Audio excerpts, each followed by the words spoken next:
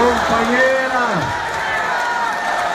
e companheiros, cidadãs e cidadãos rio-grandinos e rio-grandenses e brasileiros que nos honram aqui com as suas presenças, direções dos movimentos sociais, das centrais sindicais, dos partidos que têm compromisso com a transformação e com o povo brasileiro. Nós estamos aqui, o companheiro ex-presidente Lula, a atual presidente do Brasil eleita, companheira Dilma, para defender o polo naval do Rio Grande, e do Brasil. E por isso é bom lembrar, companheiras e companheiras, nós estamos no ano de 2017. Há 100 anos atrás, a primeira grande greve neste estado, com repercussão nacional, teve a sua eclosão aqui, com os trabalhadores de Rio Grande e particular e especialmente com os portuários de Rio Grande. Ontem, o povo brasileiro, os portuários de Rio Grande, os trabalhadores de diferentes categorias também foram à greve. E greve não é passeata, greve não é caminhada, greve é a afirmação do protagonismo da classe trabalhadora, que quer ser sujeito e não objeto da política.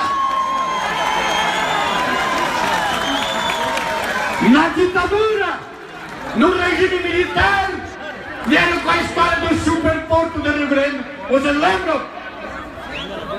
E o que aconteceu? Era ditadura, era uma impostura. Isso não se desenvolveu.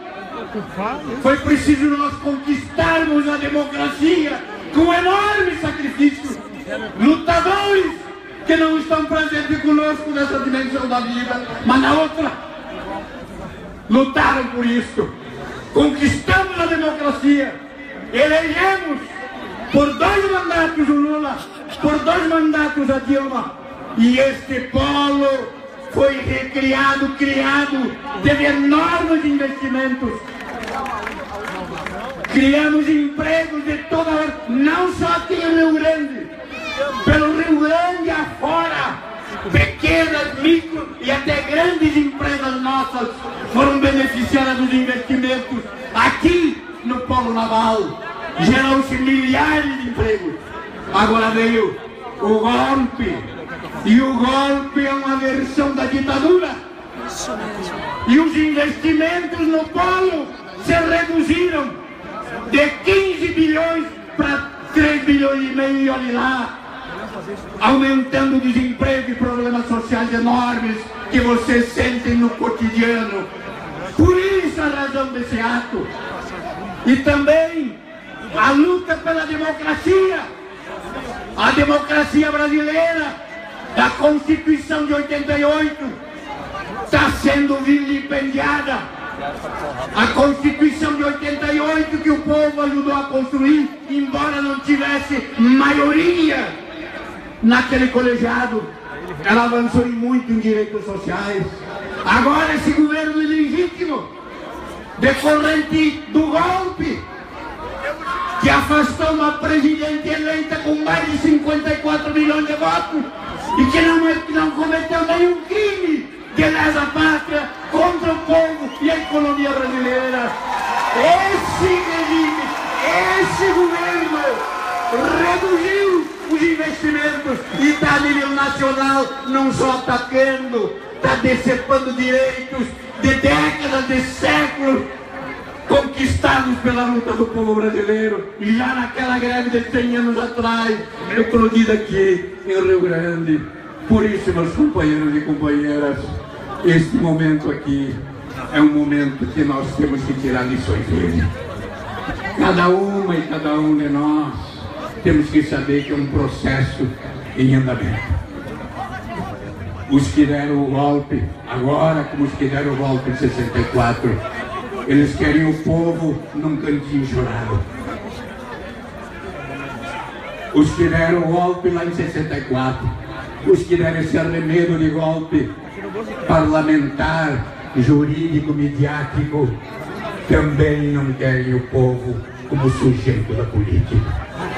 E o povo precisa se assumir como sujeito da política para a política ser transformadora. A greve de ontem deve ser um processo que chama lume, que cresça, que tome força e que nós possamos garantir que tem eleição sim em 2018, que é o que eles não querem. Para nós retomar investimentos na indústria naval brasileira e, por consequente, criando desenvolvimento integrado, integrador na região, no estado, afirmando a presença importante do Rio Grande, a presença.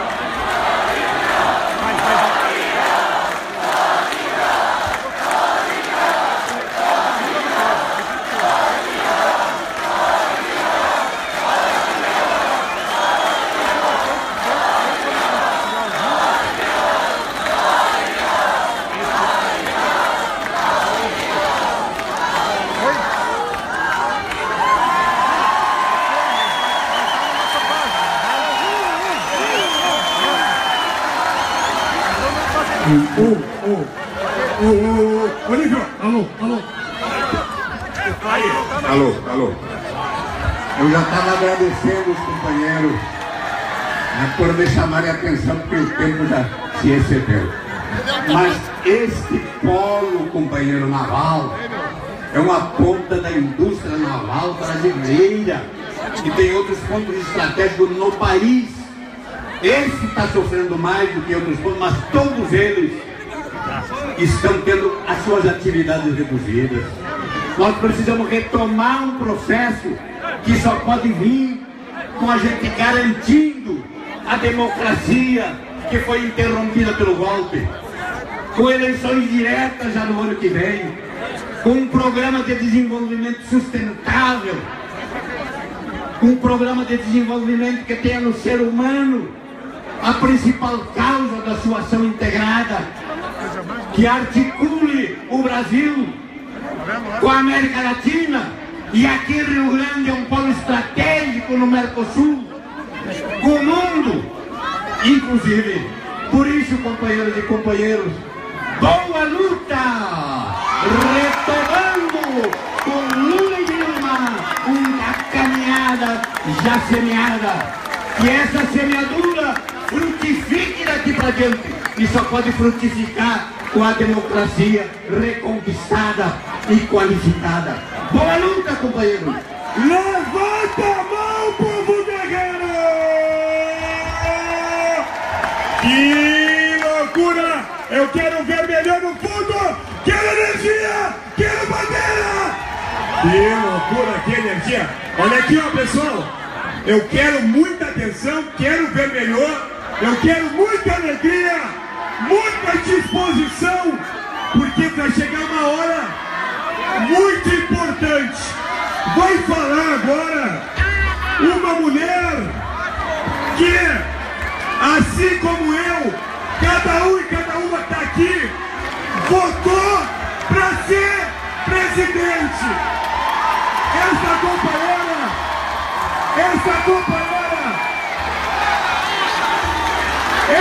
companheira venceu a ditadura, venceu o que é de atraso e vai estar com a gente golpeando, derrubando o golpe. Dilma!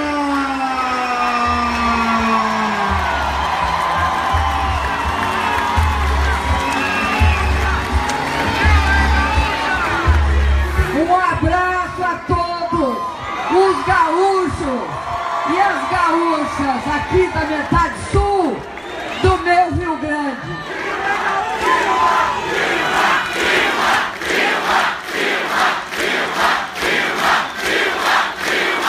Eu quero dizer a vocês que eu estou muito feliz de estar aqui convivendo com vocês, conversando com vocês nessa tarde linda que caracteriza o Rio Grande do Sul nessa época do ano. Mas quero dizer também que fiquei extremamente triste quando olhei para o Polo Naval. Eu vi o Polo Naval nascer. Eu vi sair das areias ali, aqui do sul, do extremo sul do país. Eu vi sair um dos estaleiros. Quero falar do estaleiro Rio Grande. Eu sei que além dele teve outro lá em São José do Norte e teve Honório Bicalho. Mas eu vi cada um sair do chão. Aqui, nós sabemos, nós que vivemos aqui no Rio Grande do Sul, sabemos que aqui nessa região era considerado que era uma região sem vocação. Sem vocação por quê? Sem vocação porque aqueles que governavam não só o estado do Rio Grande do Sul, mas o Brasil, antes do presidente Lula, achavam que podia entregar regiões inteiras do Brasil, entregar ao desemprego, entregar ao baixo desenvolvimento e aos baixos salários e ao desemprego. Quando surgiu aqui do chão, perto do mar, um estaleiro sofisticado, era o estaleiro em termos de tecnologia mais avançado que o Brasil estava fazendo. E nós estávamos fazendo estaleiro por todo o Brasil afora. E é bom dizer, eu não sei se vocês sabem, mas o Brasil, em 1980, nos anos 80, tinha sido um país com uma grande capacidade na indústria naval. Aí veio os governos neoliberais. O governo de Fernando Collor e de Fernando Henrique Cardoso, que enterraram a nossa indústria naval. Indústria naval que hoje eles estão tentando outra vez enterrar. Porque essa indústria que vocês conhecem, que trouxe para cá empregos de qualidade, que trouxe para cá um nível de desenvolvimento que é o que nós queremos para o Brasil, essa indústria eles estão tentando matar. Estão tentando matar porque deixam, por exemplo, a plataforma P-71 60% sem conclusão, parada, quando podia estar gerando emprego, gerando renda e produzindo. Porque eles têm uma visão de entregar o Brasil, de vender o Brasil. Esse país que nós construímos e que nós, neste tempo todo, vimos crescer, sofreu um golpe de Estado. Eu fui afastada sem crime de responsabilidade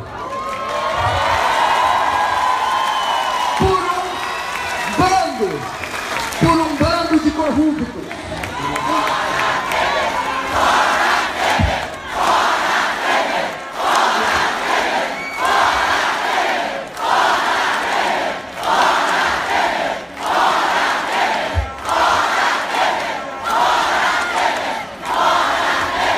Um golpe que tem na Rede Globo de televisão seu principal partido. Um golpe que tem um objetivo muito claro: enquadrar o Brasil social, economicamente, no neoliberalismo, na desigualdade, no desemprego e no fim da capacidade de desenvolvimento autônomo do país. O polo naval foi construído com base numa visão generosa, uma visão de Brasil, uma visão de soberania. Tudo o que pode ser construído no Brasil deve ser construído no Brasil para gerar riqueza, renda, trabalho. Esse polo naval era uma afirmação da nossa soberania. Era e é. Nós todos, brasileiros, não importa se aqui do Rio Grande, se do Rio Grande do Sul ou de qualquer estado deste país imenso, temos de nos importar com o que estão fazendo com o polo naval.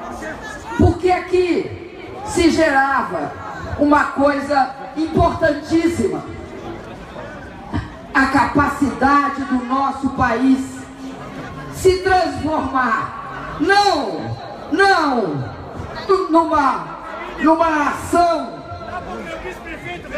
numa nação onde poucos ricos convivem com uma multidão de pobres. Não é isso que nós queremos para o nosso país. Nós queremos uma nação em que as pessoas cada vez mais tenham melhores trabalhos, mais qualificados, mais bem formados. Por isso que o polo naval aqui trazia para nós um caminho, esse caminho de esperança de um Brasil soberano que eles estão destruindo.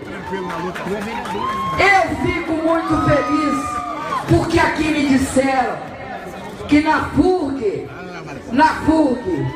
duas indígenas se formaram pela primeira vez. Eu fico muito feliz com a capacidade do povo de Rio Grande de reagir a esse retrocesso imenso que será paralisar o polo naval. É um exemplo para nós.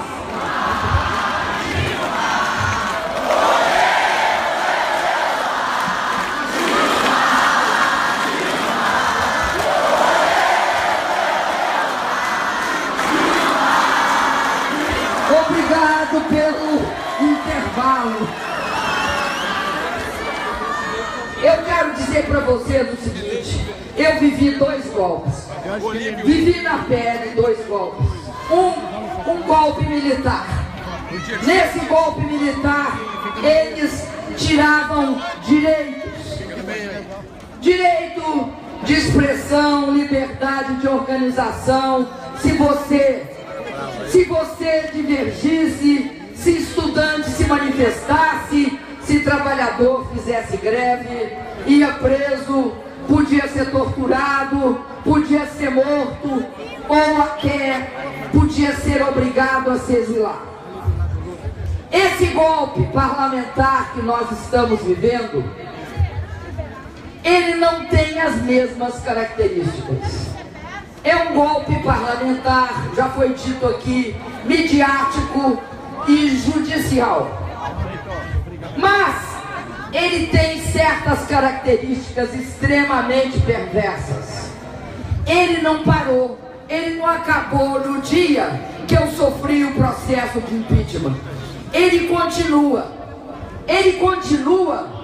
em várias medidas. Uma das medidas é o fim do polo naval, porque é um golpe contra a soberania do país. Outra medida é essa reforma, entre aspas, esse retrocesso que eles estão querendo impor à Previdência. Outra medida desse golpe é a terceirização, transformando todo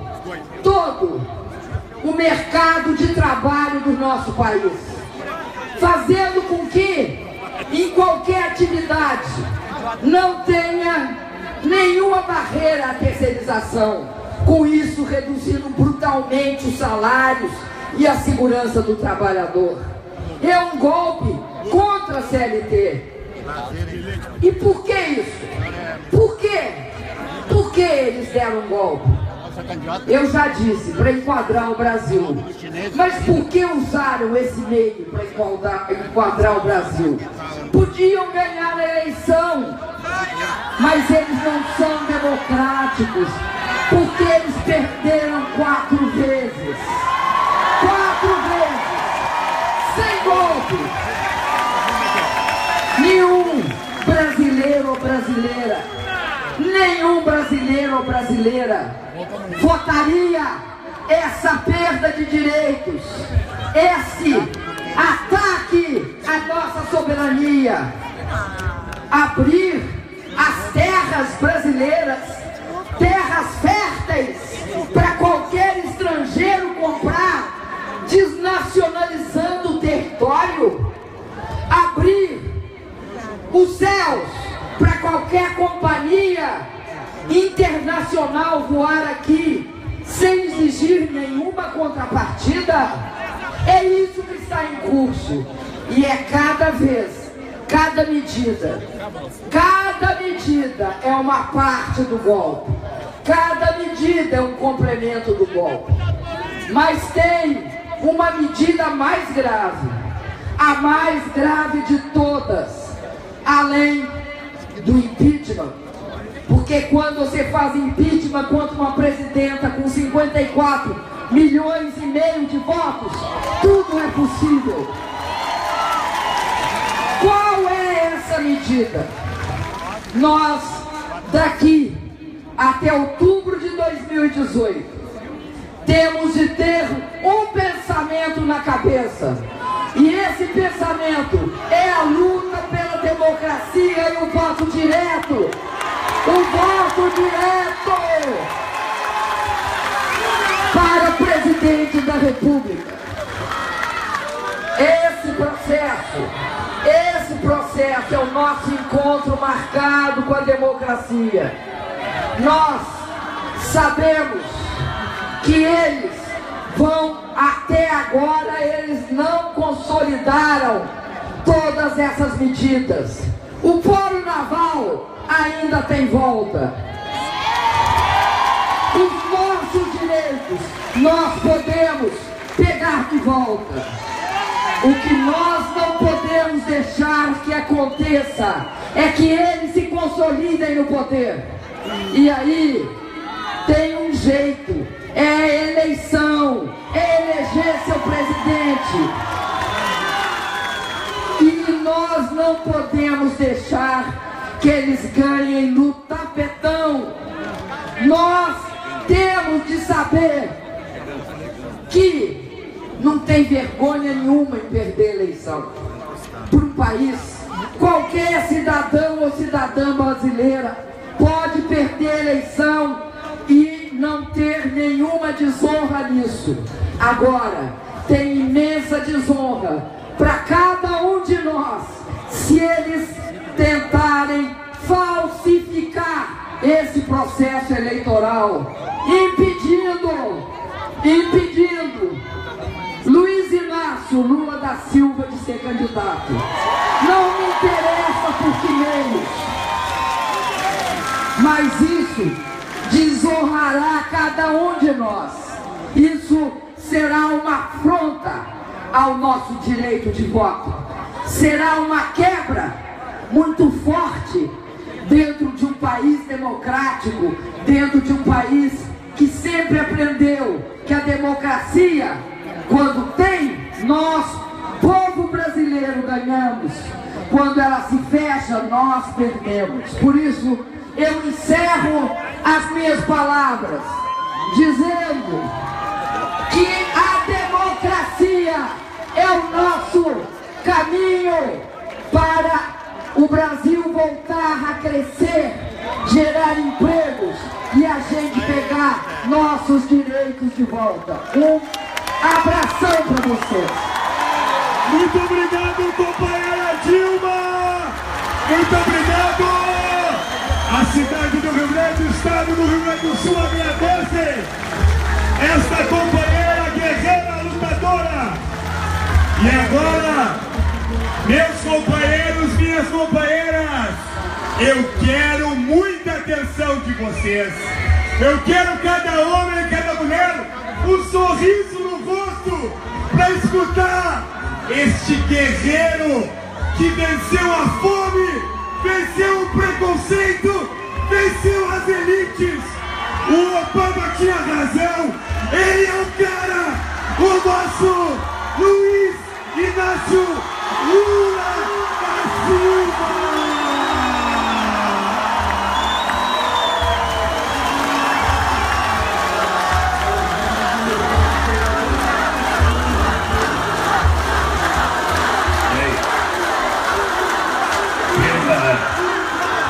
Pelo tamanho da minha barriga, vocês perceberam que eu me enfiar fome mesmo.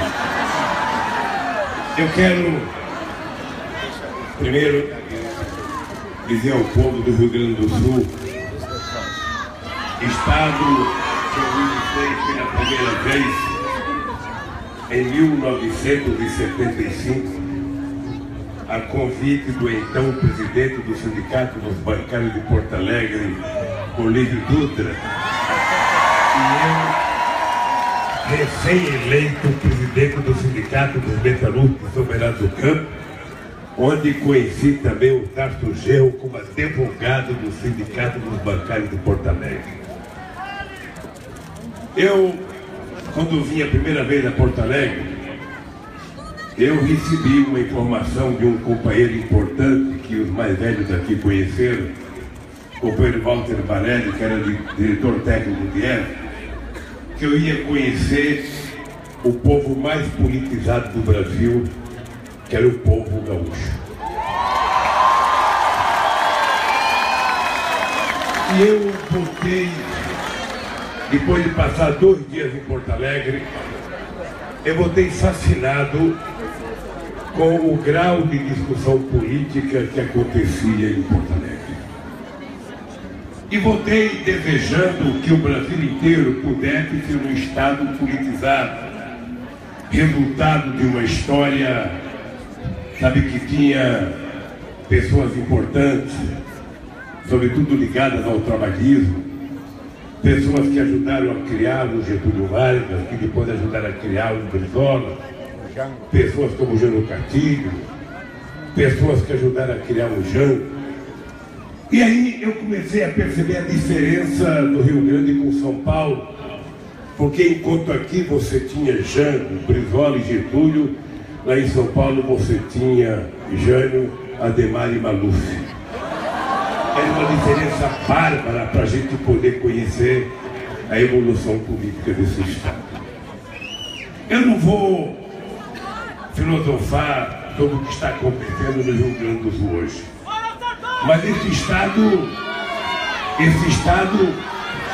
depois da eleição do companheiro Olívio Dutra, e eu tive o prazer de estar aqui em 98, sabe, com o Brizola, candidato a meu vice, ano que elegeu o companheiro Olívio Dutra, o nosso querido galo missioneiro, governador desse Estado. Estive em Pelotas pela primeira vez em 1988. Portanto, faz muito tempo que eu frequento esse solo gaúcho, esse solo dos Pampas. E eu sinto que aqui também, como no Brasil, houve um certo retrocesso. Eu sinto que a direita tem avançado no sentido de destruir aquilo que nós do PT conseguimos criar nesse país. Eu não consigo encontrar nenhuma explicação porque tamanho ódio contra o Partido dos Trabalhadores. Não consigo encontrar. Eu não consigo encontrar porque eu entendia que o preconceito e o ódio contra mim era pelo fato de eu ser nordestino e de não ser um cara bem formado em universidade. Mas aí, nós tivemos uma presidenta que era oriunda de classe média, que era bem formada, era até mestrada da Unicamp em economia. E essa mulher era uma mulher bem formada, era uma mulher muito inteligente. E o que aconteceu é que eles conseguiram transmitir mais ódio quanto era do que transmitiram contra mim, porque comigo eles ainda não tiveram coragem de tentar me derrubar, mas ilegalmente derrubaram essa mulher. E aí eu descobri que o preconceito não era contra nordestino, contra pobre. O preconceito é porque a elite perversa desse país ainda trata a mulher como objeto de cama e mesa e não como sujeito da política.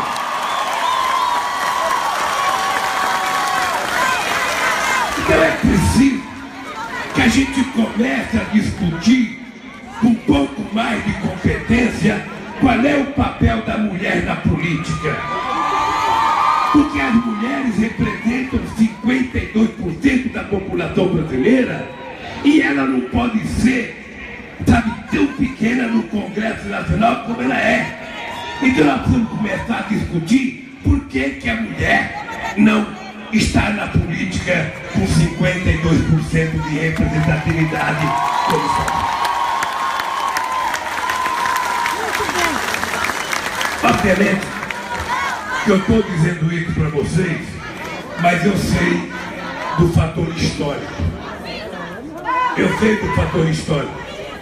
Uma vez eu tive aqui, não me peçam para dizer, eu vou falar que nem o promotor da Dallagnol. Não me peçam provas, que eu não vou dizer. Mas olha, uma vez eu tive aqui, o Olívio estava comigo numa cidade gaúcha. Nós fomos jantar na casa de um companheiro. Dilma, a mulher não passava da porta. Tinha um monte de homem conversando, a mulher só vinha perguntar, querem mais comida? Daí volta. Não podia participar. É assim que a mulher foi tratada até ontem. É assim que a mulher foi tratada até ontem. Sindicato era coisa de homem, partido político era coisa de homem, palanque político é coisa de homem, tudo é coisa de homem. Essa é uma coisa histórica desde que a humanidade é a humanidade.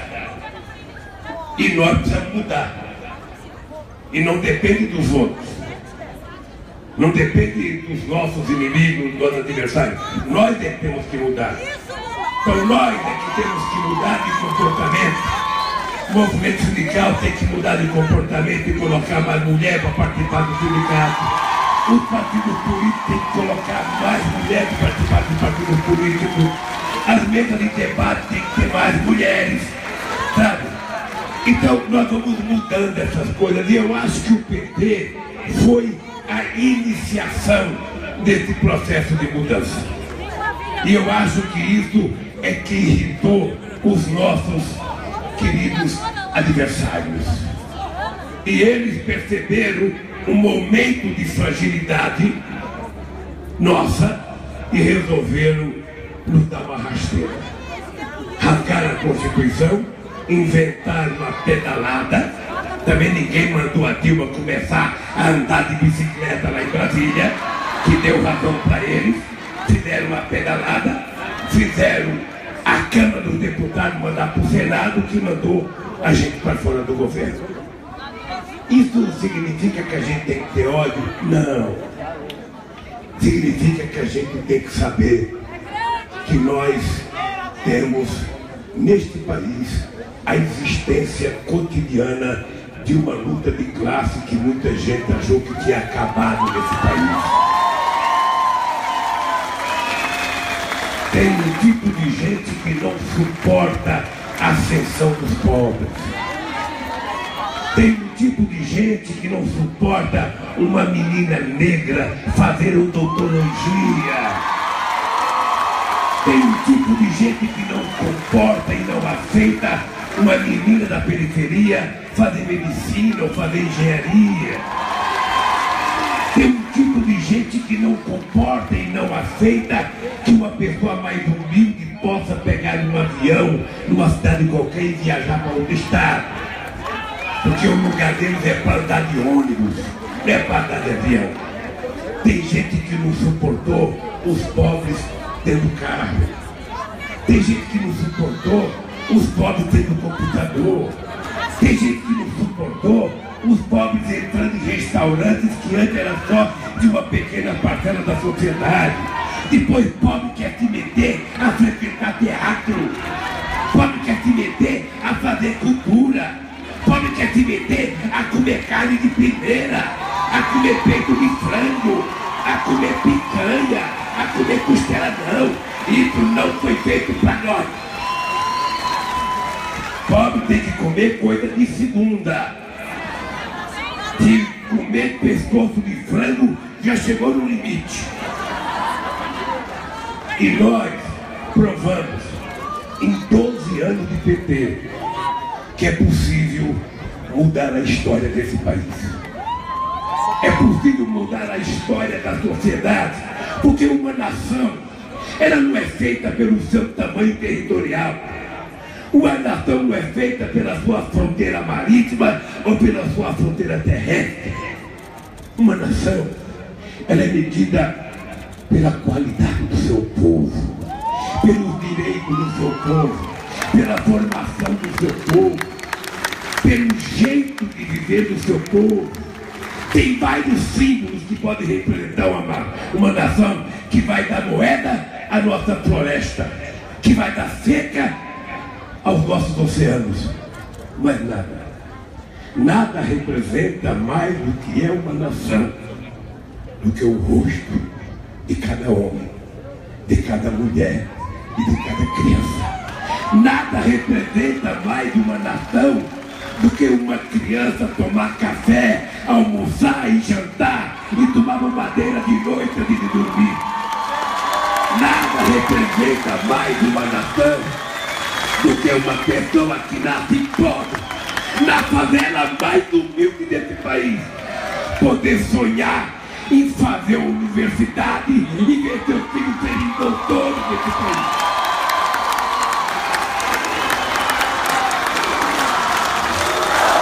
Uma nação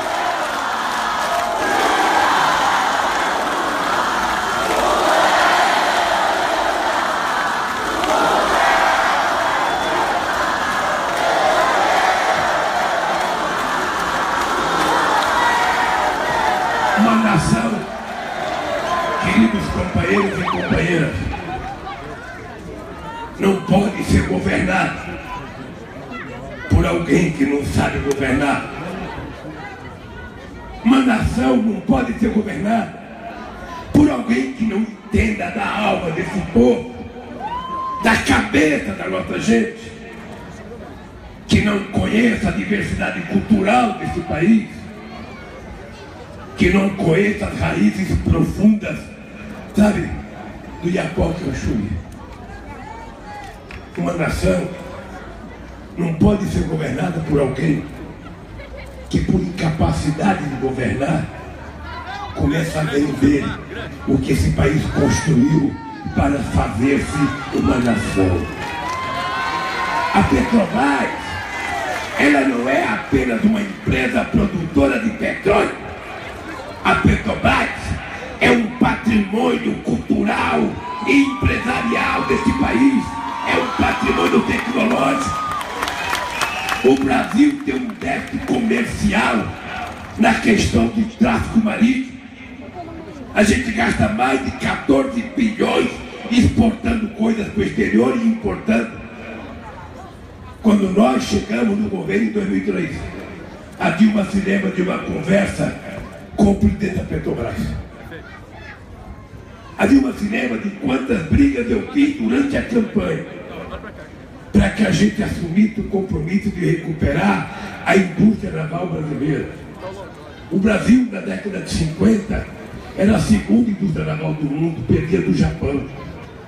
Depois desmontaram a indústria naval. Eu lembro que uma vez eu fui a convite de um prefeito do PT lá em Angra dos Reis. Em um estaleiro que tinha tido mais de 6.000 trabalhadores, tinha 200 trabalhadores. O restante era um metalúrgico, ex-metalúrgico desempregado, vendendo cerveja dentro do isopor nas praias e nas ilhas de Angra dos Reis. E eu assumi o compromisso de recuperar a indústria naval brasileira. Assumi o compromisso de provar que a gente poderia fazer uma indústria naval. O Brasil tem 8.500 quilômetros de costa marítima. Grande parte do transporte brasileiro pode ser feito via, sabe, navio. Para a gente não ficar com um caminhão, sabe, andando 800, 3, 4, 5 mil quilômetros. O Brasil tem uma quantidade de rios navegáveis extraordinária, que pode fazer transporte para a Venezuela, que pode fazer transporte com a Bolívia, que pode fazer transporte com o Equador, que pode fazer transporte com a Colômbia. Então, um país que quer ser uma nação soberana, ele tem que ter um projeto de desenvolvimento. Ele tem que definir qual é a área que ele vai desenvolver. E eu lembro que na época o presidente da Petrobras, que já morreu, Francisco Grosso, disse que eu estava mentindo quando eu dizia que a gente tinha competência de recuperar e de fazer uma indústria naval. Ele disse que a gente não tinha competência e que a gente não tinha tecnologia. Eu fui no clube de engenharia do Rio de Janeiro, eu fui discutir com a Petrobras, eu fui discutir com os trabalhadores metalúrgicos, e eles provaram: a gente tem competência para fazer estaleiro. Eu lembro que eu fui conversar com o presidente da Petrobras, meu amigo Zé Eduardo Dutra, que já morreu. Eu lembro que eu fui conversar com ele e dizia: mas presidente Lula, a Lula estava presente, você sabe, presidente, sabe que a gente não pode fazer porque custa 100 milhões de dólares mais barato fazendo na China. Eu falei: companheiro Zé Eduardo Dutra, pelo amor de Deus, você tem que imaginar que eu não estou só pensando na Petrobras, eu estou pensando no Brasil. Não é o Brasil que é da Petrobras. A Petrobras, que é uma empresa desse país e precisa trabalhar pensando no país. E eu comecei a perguntar, eu estou até preocupado, porque o Moro deve estar vendo meu discurso aqui. É verdade, o Delayol também. E eles não estão tentando me julgar por corrupção, é pelo jeito de governar esse país. É isso que eles estão me julgando. Então, mas eu vou continuar. Eu vou continuar. Como diria o Fidel Castro, a história não absolverá.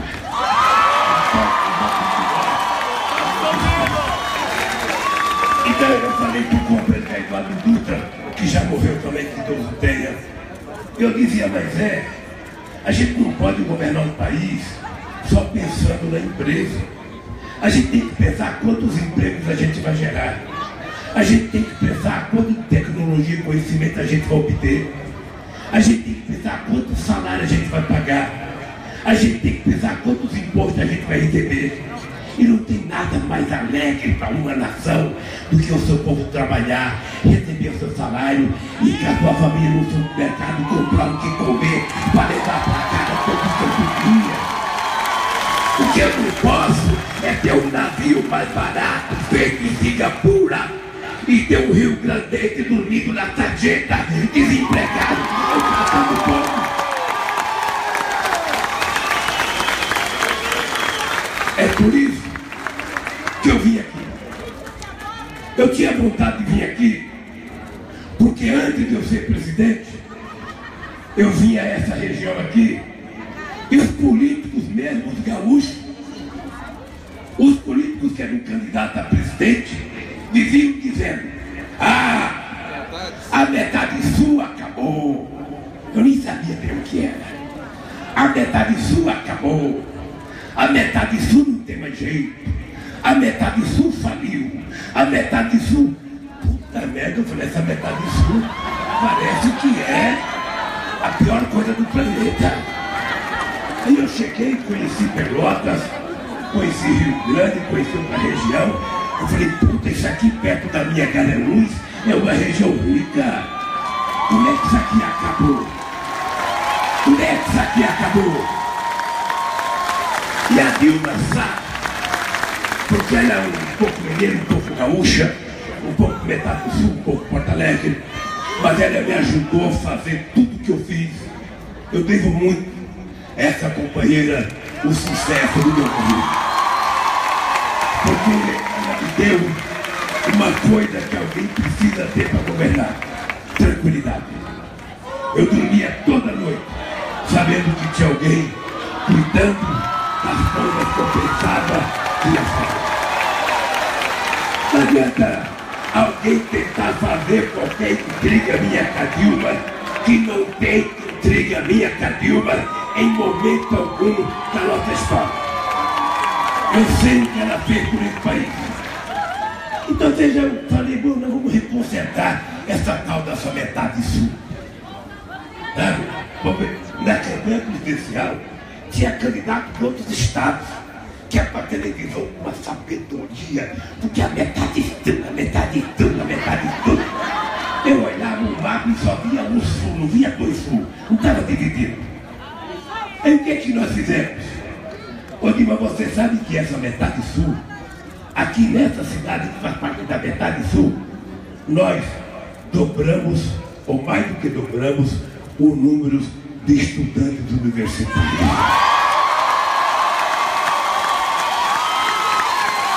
Você sabe que na metade sul de Pelotas, nós também mais que dobramos o número de estudantes universitários.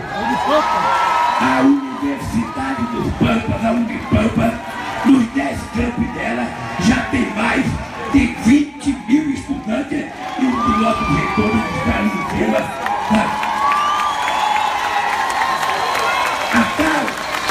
A tal da rodovia que liga Pelotas a Rio Grande, que parecia impossível de ser duplicada, foi duplicada por esse demônio chamado PT.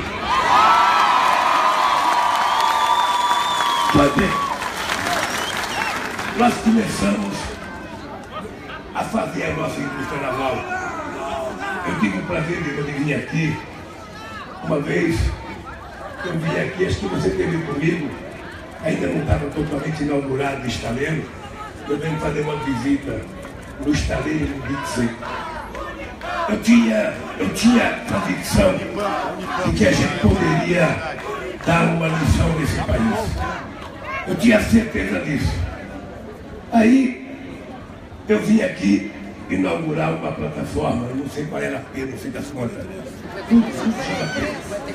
Mas o que é importante não é que eu vim inaugurar, é que eu vim uma vez aqui e tinha uma, porque é o seguinte, os metalúrgicos que trabalham no estaleiro, eles ficam felizes quando tem emprego. Mas quando eles entregam a plataforma, a sonda, eles começam a ficar tristes porque a sonda vai embora e o desemprego vem. Então eles querem que venha outra. Eu lembro que eu vim aqui, a Dilma era presidente, e eu não era mais presidente, mas eu vim aqui. Estava aqui o meu presidente do sindicato aqui. Não, aquela você não estava junto não, é uma que eu fiz um discurso dizendo que, ó, o pessoal estava reivindicando. Hein? A saída da 58, mas tinha duas para entrar. E aí o pessoal ficava reivindicando. E eu falava, eu não posso falar porque eu não sou presidente, como é que eu vou falar com a mim? Aí eu lembro que eu falei o seguinte, olha, ô gente, se eu conheço a alma da Dilma, e se eu conheço o coração da Dilma, ela vai trazer para cá as duas plataformas. E uma semana depois, o teu coração ia para cá. E essa região, com a universidade, essa região com os estaleiros, essa região tem um custo extraordinário. O orçamento saiu de 200 milhões para 700 milhões. O nosso companheiro Alexandre, o prefeito, sabe quanto cresceu. E ele sabe efetivamente que a gente pode recuperar isso. Então eu vim aqui, eu estou vendo, eles estão vendendo a Petrobras, estão vendendo isso, vendendo aquilo. Olha, imagina se o cara acaba e não consegue dar conta do recado e vai mandar alguém fazer por ele. Olha, esses caras deram um golpe na Dilma dizendo que ia melhorar o país e eles até agora só pioraram o país, porque eles não fizeram uma reforma em nada, eles estão demolindo. Porque quando a gente fala em reforma, a gente pensa que é melhora. né? Aí eu vou reformar uma casa. Tá legal. A Dilma quer dar o vestido de casamento dela para a filha dela, eu vou reformar meu vestido. O cara quer fazer um conserto no carro, eu vou reformar meu carro. Mas não, eles estão destruindo tudo que Getúlio Vargas fez, a nível de legislação trabalhista. Tudo que está na CLT, eles estão demolindo, não é reformando, é demolindo. Eles querem que os trabalhadores voltem a ter as mesmas condições de trabalho que tinha no começo do século passado. Lá no começo de 1910, 1915, é quase que trabalho escravo. Aprovar a terceirização é colocar uma pessoa individualmente para lidar com o seu patrão. E é quase impossível o trabalhador sozinho vencer. Tem gente que acha que a terceirização é uma boa. Vocês vão ver o que vai acontecer nesse país. Olha, quando a gente estava discutindo a CLT em 43, os empresários achavam que o trabalhador não poderia ter férias de 30 dias, porque o trabalhador não podia ficar em casa, porque o ócio é prejudicial.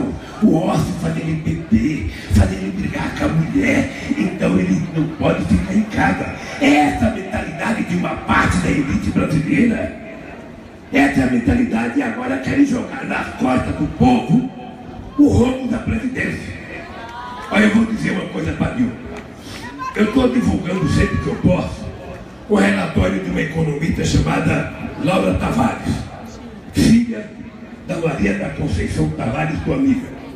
Ela é economista e ela trabalha há mais de 32 anos com Previdência Social.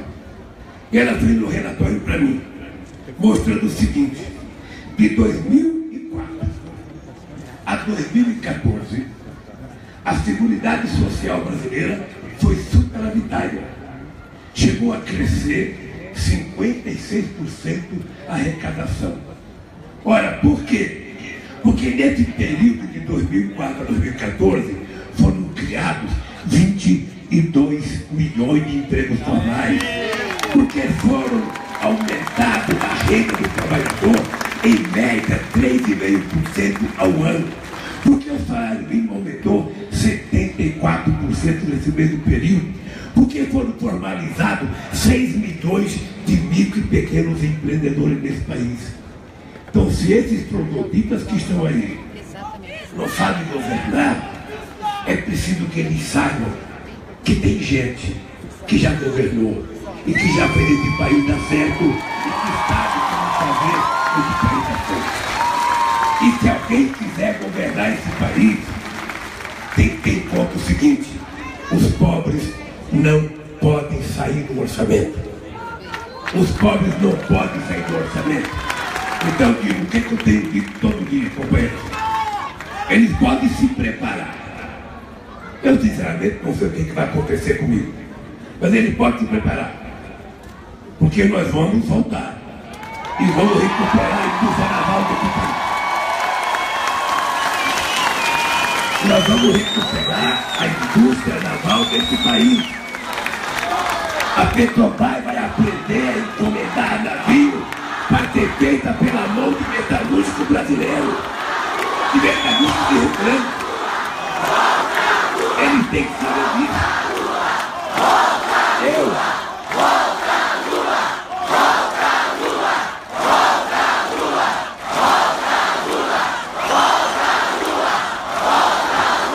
Eles têm que saber que a Petrobras vai voltar outra vez na vida do povo brasileiro, que a partilha vai voltar a acontecer, que a Petrobras vai ter privilégio na exploração do petróleo. E eles têm que saber que o petróleo é do povo, não é das multinacionais que vem explorar o nosso petróleo aqui. Eles têm que saber que o BNDES vai voltar a ser banco de desenvolvimento. Eles têm que saber que o Banco do Brasil não vai mais fechar a agência, vai abrir a agência e vai ter um banco para emprestar dinheiro para os pequenos e médios produtor rural. Eles têm que saber que a Caixa Econômica vai voltar a ser banco público. Eles têm que saber que nós vamos regular os meios de comunicação. Eles têm que saber. Adianta.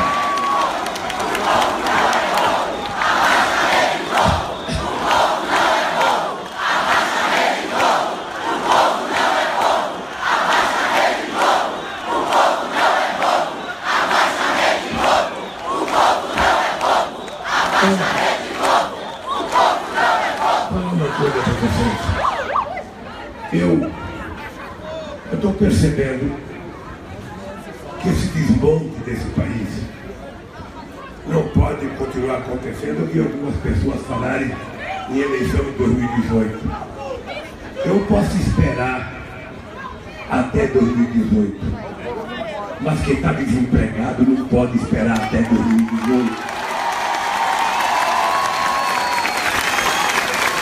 Quem está passando fome não pode esperar até 2018. O que nós precisamos é pedir para esses golpistas: criem vergonha, ou devolvam um mandato para quem foi eleita democraticamente pelo povo brasileiro, ou tenham coragem de convocar eleições. Tenham coragem de convocar eleições, porque esse país que foi capaz de mandar para fora a ALCA, esse país que conseguiu criar o Mercosul e fortalecer o Mercosul, esse país que criou a Unasul, esse país que criou o Banco dos BRICS, esse país que criou o IVA, esse país que passou a ser um país respeitado no mundo inteiro, motivo de orgulho para quem viajasse com o passaporte brasileiro, não pode ficar de quatro diante dos americanos ou dentro do país rico, como quer essa elite que tem complexo de vira-lata, complexo de pequenez. Eu sou uma pessoa que não tive as condições que eu achei que eu deveria ter, mas Deus dá coisas diferentes para as pessoas. Eu sou um homem que agradece a Deus todo dia. Se tem um cara que tem que agradecer a Deus, sou eu. Sabe, sou eu, porque sair de onde eu saí, chegar onde eu cheguei, é só obra de Deus. Só obra de Deus, não tem outra. Então, e essa companheira aqui, e vocês, obviamente, que eu não estou confiando, a gente não fazia nada, nós queremos provar que esse país pode voltar a ser um país grande, pode voltar a ser um país que cresça economicamente, um país que gere emprego, um país que distribua renda, um país que garanta o processo de educação para esse povo. Não tem nada mais sagrado para uma mãe. Eu estou falando aqui não como mãe, mas como pai que teve 5 filhos. O filho, ele não quer um carro de herança, ele não quer uma casa de herança. A coisa que a mãe mais deseja para o filho é que ele tenha uma universidade, uma profissão.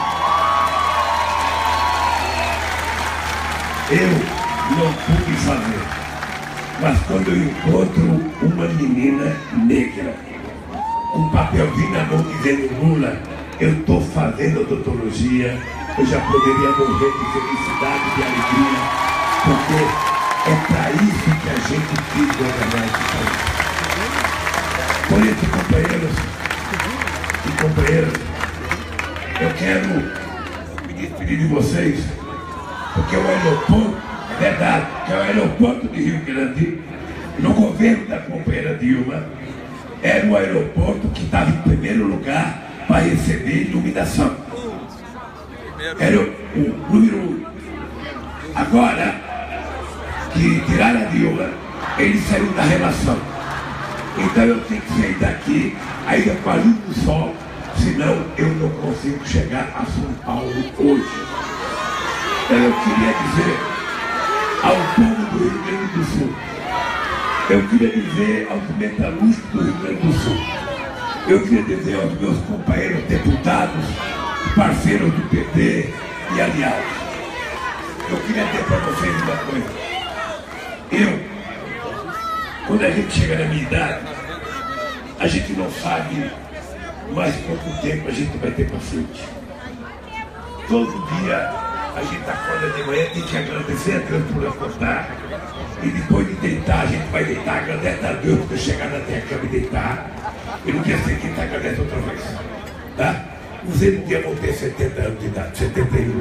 Eu estou com 71, mas vocês estão percebendo. Tem 90. Vocês estão percebendo que eu estou com um jeitinho de 30, não estou? Tem Deixa eu falar. A única coisa que eu posso garantir para vocês, companheiros, a única coisa que eu posso garantir para vocês, eu estou pedindo a Deus para ir fazer o meu depoimento dia 10. Porque é a primeira chance que eu tenho de falar o que eu penso de tudo isso que está querendo comigo. A segunda coisa é que a Globo descubra logo o candidato dela. Porque ela está tentando escolher um candidato. E eu que não queria mais ser candidato, se a Globo escolher um candidato, eu terei um imenso prazer de ser candidato para derrotar o candidato dele.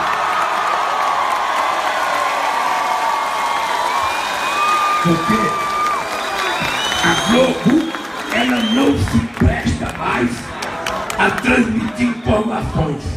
Ela se presta a tentar destruir o PT, a tentar destruir a Dilma, a tentar destruir o Lula. E ele deve ficar com uma azia desgraçada, porque depois de meses destruindo a gente, quando faz uma pesquisa, todos os candidatos dele juntos não derrotam a gente.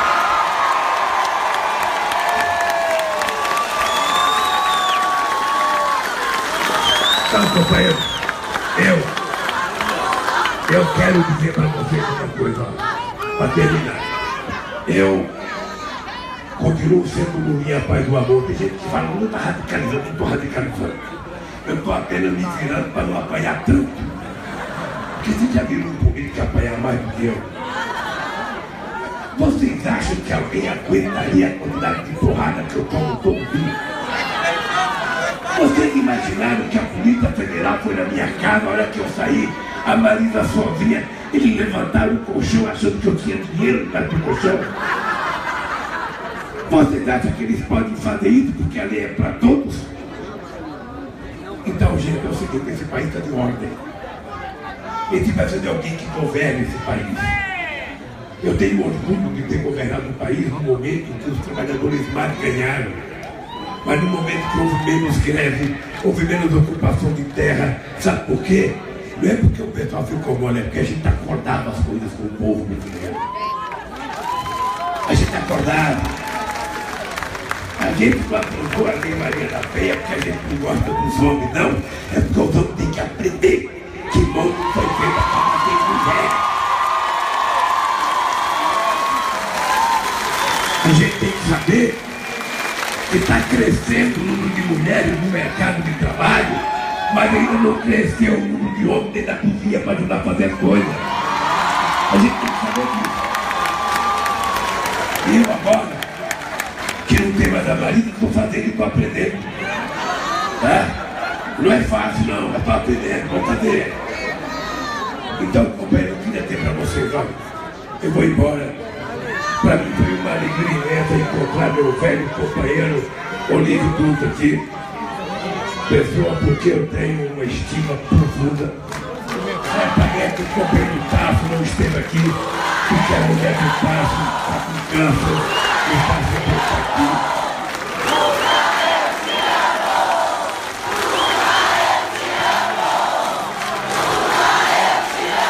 Eu queria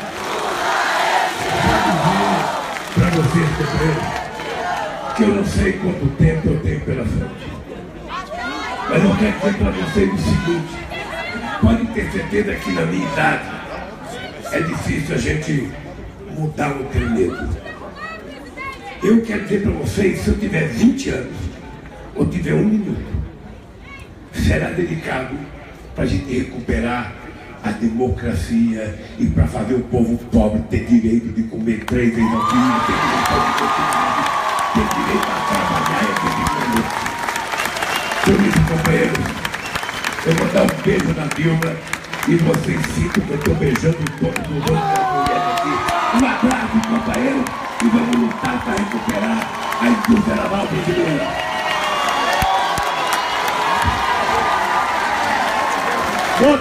Outro bem melhor.